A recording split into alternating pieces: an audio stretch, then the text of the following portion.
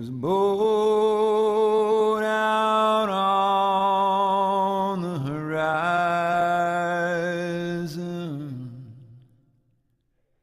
filling its sails with wind. And there's a sailor with thoughts about the islands, filling his mind once again. This trip began like any of my others, only this time it was an 8-hour car ride and no airplanes. Leaving my car behind, I then set out for an almost 8-hour boat ride. It wasn't all boring though. As you can see here, a bottlenose dolphin rides our bow waves. It was odd to see a single bottlenose dolphin, as mainly they live in family groups, but I was reassured by the captain that this guy liked his place here and was often seen. Then we saw our destination, Fort Jefferson at the Dry Tortugas, 68 miles west of Key West into the Gulf of Mexico. Anticipation crept over my body as we creeped closer to the island, discovered and named by Ponce de Leon, famous Spanish explorer, in the year 1513. We tied off to the docks, and then I was free to roam about the island. Of course, in 1513, this was but a barren island. A lighthouse was put in 1826 to help mariners navigate, and in 1846, construction of the fort began. During the Civil War, Union forces captured the fort and began their own construction. If you look at the base of the fort, you can see that the bricks are of a darker color. This is because those bricks come from Pensacola, Florida. The upper bricks, the lighter ones, were shipped all the way from Maine during the Civil War. Each load of brick took 6 months to arrive, but considering that was the closest place they could get bricks from, this is what they had to deal with. Even though the fort has never been completed, it's still the largest brick structure in North America, at over 16 million bricks having been used. A pretty impressive feat of construction, especially considering in the time we hadn't even completed the first transcontinental railroad. Today the island has few visitors, as it is the nation's least visited national park, probably because it is so far and hard to get to. It is also mostly a bird sanctuary, so off limits. Upside-down jellyfish, like this one living in the moat around the fort, is a common visitor of the non-human variety, however. Behind this jellyfish you can see many juvenile schooling fish who hide out here in the moat to keep themselves safe from larger predators. Having said predators, I feel now is the opportune time to dive in beneath the waves and see just exactly what's lurking out there. So we set off with a couple of pole spears and a camera or two in search of sharks. And we didn't have to wait long. A couple of speared fish brought them right to us.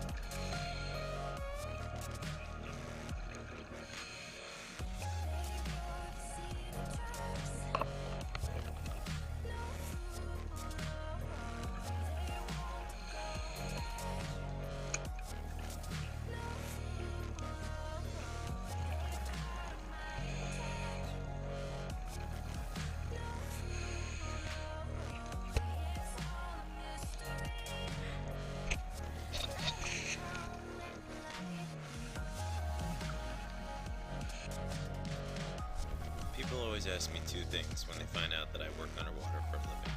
How deep do I go, and aren't I afraid of sharks? But the truth is, the deeper you go, the less there is to see. And sharks, they really want nothing to do with us. That's why we have to feed them to keep them close. In reality, you're more likely to die from any car than from any shark, but people still fear the ocean. They both see the traps.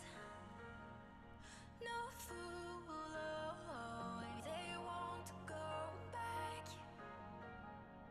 No fool, oh, they've got a mind track. No fool, oh, it's all Before long, another large predator, this Goliath grouper nicknamed Buddy by local divers, is drawn to the site in search of a quick meal. let it come and let it Being on the endangered species list, Buddy here knows he has nothing to fear from us divers, and is eager to follow us and get as close as possible in hopes it will give him some food. Easily over 200 pounds, our Buddy here is relatively small compared to how big Goliath groupers can normally get. Once Buddy got involved in the feeding frenzy, all the sharks seemed to back away and give him a wide berth, knowing who the top predator around these parts really was.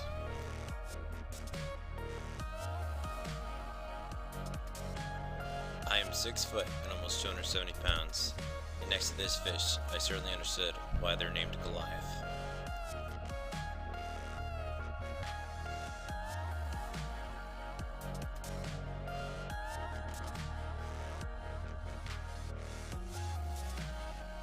Not exactly a predator in any sense that you or I would worry about, but this loggerhead turtle sure is large.